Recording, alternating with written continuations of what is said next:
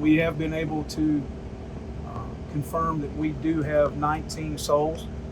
Um, that we're looking for.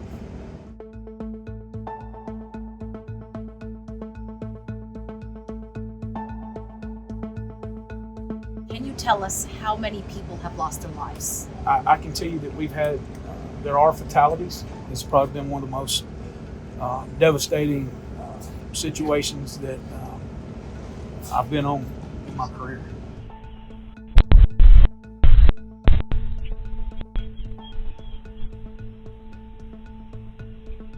We have ATF, FBI that are handling the scene as far as the investigative part,